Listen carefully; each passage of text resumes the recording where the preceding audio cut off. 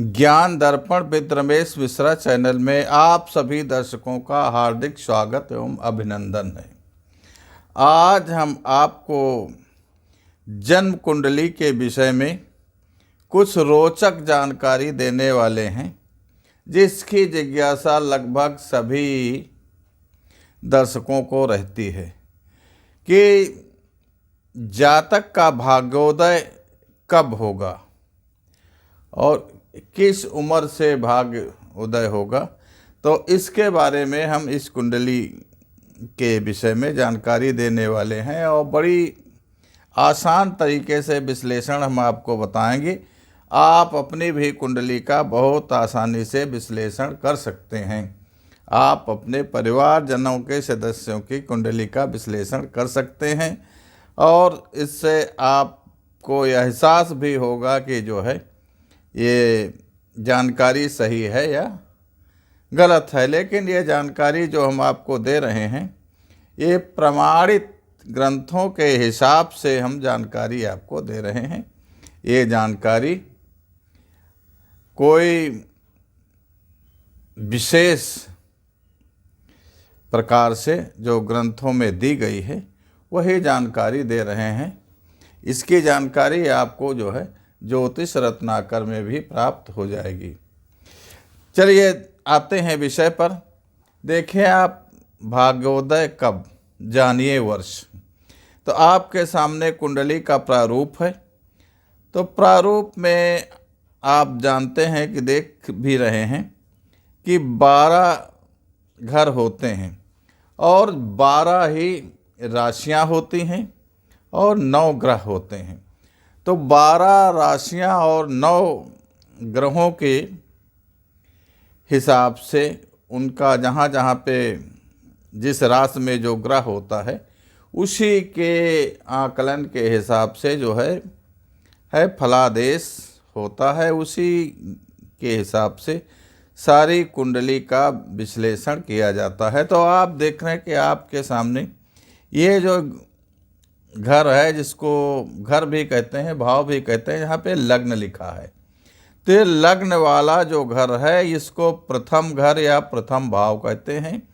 ये हमेशा इसी स्थान पे रहता है, चाहे जो भी कुंडली हो, लग्न कुंडली, ये लग्न इसी स्थान पे रहेगा। और इस भाव को हम प्रथम भाव कहते हैं, जहाँ लग्न होती है। तो लग्न से एंटी क्लॉकवाइज गणना की जाती है। तो ये प्रथम भाव, दूसरा भाव, तीसरा भाव, चौथा भाव, पांचवा, छठा, सातवां, आठवां, नवां, 10वां, 11वां और 12वां। अब इसमें आप देख रहे हैं जो ये गिनती लिखी हुई है 4, 5, 6, 7, 8। तो ये गिनती जो है ये राशियों के अंक है। राशि का पूरा न लिख करके उसका अंक लिख दिया जाता है और ये भी अंक बिल्कुल निर्धारित है, जिसका विवरण आपके सामने नीचे दिया हुआ है कि 1 अंक लिखा है तो मेष राशि हुई, 2 लिखी तो वृष राशि हुई, 3 लिखी तो मिथुन हुई। इसी क्रम से 12 नंबर तक राशियां होती हैं। तो राशि के स्थान पर उसका अंक लिख दिया जाता है। और यहाँ पर हमने आपको विशेष जानकारी के लिए ये भी लिख दिया है कि मेष राशि है तो मेष राशि का अंक तो 1 होगा, लेकिन उसका स्वामी मंगल होगा। वृष राशि है तो उसका स्वामी शुक्र होगा। 3 नंबर की मिथुन राशि है तो उसका स्वामी बुध होगा। इसी तरीके से 12 राशियों के स्वामियों के नाम सामने दे दिया है, जिससे आपको जानकारी करने में थोड़ा आसानी रहे। अब चलते हैं जो है भाग्योदय। तो अब भाग्य का भाव जो है वो कुंडली में 9वां भाव होता है, जिसको 9वां घर कहते हैं। तो यहाँ से हम प्रथम घर से गिनती करते हैं। तो देखिए 1, 2, 3, 4, 5, 6, 7, 8, 9। ये जो भाव है 9वां भाव, ये भाग्य भाव है। भाग्य के विषय में इसी भाव से गणना की जाती है। तो अब इस पे हम देखते हैं सबसे पहले कि ये नवा भाव जो है इसमें कौन सी राशि है। तो इसमें क्या अंक लिखा हुआ है, तो इसमें देखते हैं कि अंक लिखा हुआ है 12। तो 12 कौन सी राशि हुई, मीन। तो यहाँ पर 12वीं मीन राशि है। तो अब मीन राशि का हमको देखना है कि मीन राशि का स्वामी कौन है। तो आप देख रहे हैं कि 12 अंक का स्वामी गुरु है। तो गुरु किस भाव में राशि में बैठा है, तो आप कुंडली में अब इसमें देखिए कि गुरु कहाँ पे बैठा है। तो देख रहे हैं कि ये लग्न भाव में, जहाँ 4 नंबर की राशि है, 4 नंबर की राशि होती है कर्क।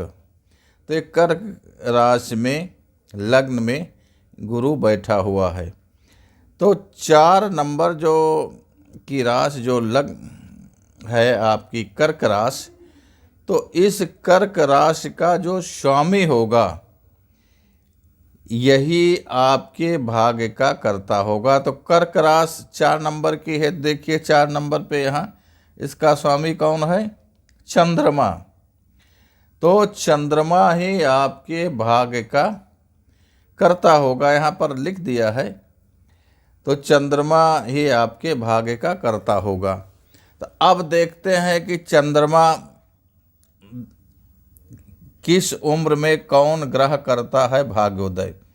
तो यहाँ सारणी दे दी गई है कि सूर्य जो है 32 वर्ष में भाग्योदय प्रारंभ होता है, करता है। चंद्रमा 24 वर्ष में, मंगल 28 वर्ष में, और बुध 32 वर्ष में, गुरु 16 में, शनि 36 में, राहु जो है छाया ग्रह है, शुक्र 25 में। लेकिन आपको यहाँ पर देखना है कि चतुर्थ राशि का स्वामी कौन है।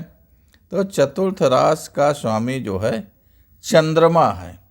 तो चंद्रमा जो है 24 वर्ष से आपका भाग्योदय प्रारंभ होगा।